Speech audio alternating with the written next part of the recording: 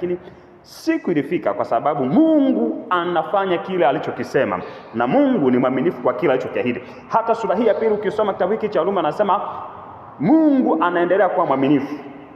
Haijalishi ni nini kitatokea mkatikati, lakini uaminifu wa Mungu hauwezi kubadilishwa na kitu kingine chochote.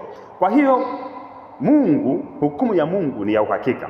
Ule mstari wa 3 anauliza, kipengele B anauliza, je, wadhani utajiepusha na hukumu ya Mungu? Inamaanisha kwamba hukumu ya Mungu ipo. Na hii hukumu ya Mungu kama ipo, maana yake ni jambo unatakiwa kuwa nalo. Uwe nalo, ulijue. Whether umejiandaa au haujajiandaa, habari njema nakupa ni kwamba hukumu ya Mungu ipo. Sasa sijajua wewe dissect, utachanganua kwamba je, ni habari njema au ni habari mbaya au ni habari, lakini vyovyote vile ilivyo, ni vizuri ukatambua na ukakumbuka kwamba hukumu ya Mungu ipo. Hilo ni jambo la kwanza au kanuni ya kwanza kuzingatia tunapozungumza kwa habari ya hukumu ya Mungu. Hukumu ya Mungu ipo. Lakini jambo la pili ambalo ni muhimu kalijua na ukalizingatia ni kujua kwamba hukumu ya Mungu ni kwa watu wote. Tunasema hukumu ya Mungu ni kwa wote.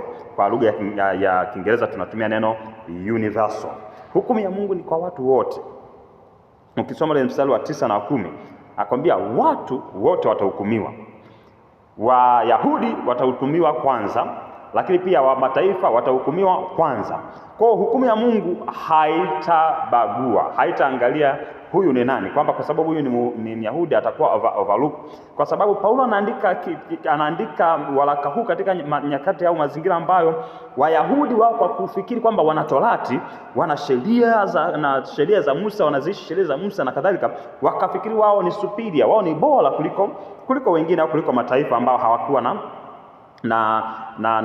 Torati, wanaongozwa kwa dhamiri na kadhalika. Lakini Mungu anamwambia no. Wewe kwa sababu ni Myahudi utahukumiwa kwa kupitia criteria za Kiyahudi, na huyu ambaye sio Myahudi atahukumiwa kwa criteria ambazo sio za Kiyahudi. Lakini the bottom line ni kwamba wote watahukumiwa. Kila mwanadamu atahukumiwa, waliokufa